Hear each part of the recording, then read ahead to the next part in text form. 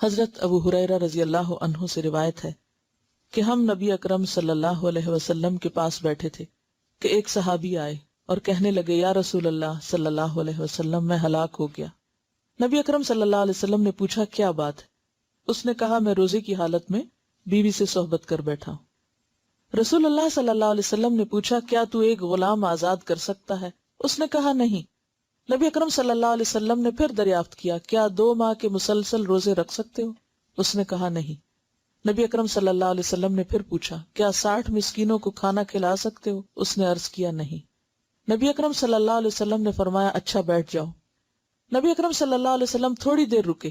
ہم بھی اسی حالت میں بیٹھے تھے کہ نبی اکرم صلی اللہ علیہ وسلم کی خدمت میں کھجور کا ایک عرق لایا گیا۔ عرق بڑے ٹوکرے کو کہا جاتا ہے۔ نبی صلی اللہ علیہ وسلم نے فرمایا مسئلہ پوچھنے والا کہاں ہے؟ اس نے عرض کیا میں حاضر ہوں۔ نبی اکرم صلی اللہ علیہ وسلم نے فرمایا یہ کھجوریں لے جاؤ اور صدقہ کر دو۔ اس نے عرض کیا یا رسول اللہ صلی اللہ علیہ وسلم کیا صدقہ اپنے سے زیادہ محتاج لوگوں کو دوں؟ واللہ مدینہ کی ساری آبادی میں کوئی گھر میرے گھر سے زیادہ محتاج نہیں۔ رسول اللہ صلی اللہ علیہ وسلم ہنس دیے یہاں تک کہ نبی اکرم صلی اللہ علیہ وسلم کی ڈاڑیں نظر آنے لگی۔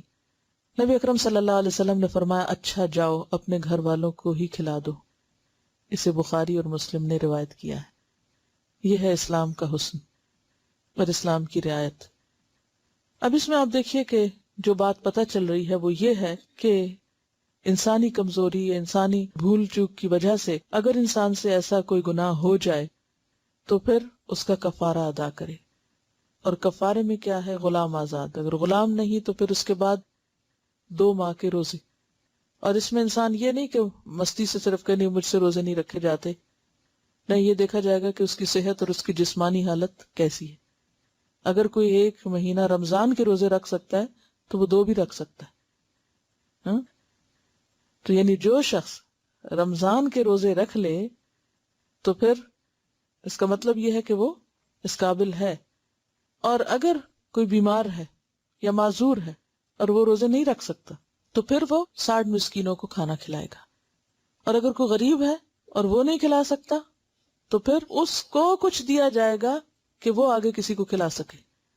اب آپ نے یہ نہیں کہا اچھا پھر جاؤ تم کچھ بھی نہ کرو، کہا بیٹھ جاؤ۔ اور بٹھایا کس لیے؟ کہ کوئی اس کی مدد کی جائے تاکہ وہ اپنا کفارہ ادا کر سکے، کیونکہ روزے کی عبادت اتنی اہم عبادت ہے کہ یہ نہیں کہ ایسے ہی انسان جان بوجھ کے توڑ دے، اس کو مذاق میں توڑ دے یا کسی وجہ سے یا مستی میں، اور پھر اس کے بعد کہ نہیں وہ تو فلاں صحابی نے ایسا کیا تھا، انہوں نے کچھ بھی نہیں کیا تھا تو میں بھی کچھ نہیں کر۔ نہیں، اس سب کے پیچھے وجہ ہے، کیونکہ انتہائی فقیر شخص تھا، لہٰذا غلام کہاں سے آزاد کرتا؟ کھانے کو نہیں ملتا تھا، اتنا کمزور ہوگا کہ 2 مہینے کے روزے بھی نہیں رکھ سکتا تھا، اور پھر 60 مسکینوں کو کھانا کہاں سے کھلاتا جس کے اپنے گھر کھانا نہیں۔ لیکن پھر ایسے شخص کے لیے کیا کیا جائے کہ دوسرے اس کی مدد کریں تاکہ وہ اپنا کفارہ ادا کرے۔ اور پھر جب کفارہ ادا کرنے کے لیے اس کو مال دیا گیا، کھجوریں دی گئیں، اور اسے کہا گیا کہ اب اس کو غریبوں پہ یا فقیروں پہ تقسیم کرو، تو اتفاق یہ تھا کہ سب سے زیادہ فقیر بھی وہ خود ہی تھا، اس کے گھر والے۔